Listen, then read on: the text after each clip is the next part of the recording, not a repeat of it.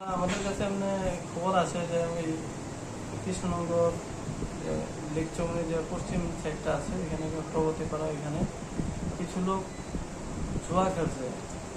তো এই খবর পেয়ে আমি এবং আমার স্টাফরা মিলে ওইখানে যাই এবং এখানে গিয়ে দেখি যে 3-4 জন লোক ওইখানে খেলা করছে এবং তার সঙ্গে ছিল আরও 2-3 জন ছিল।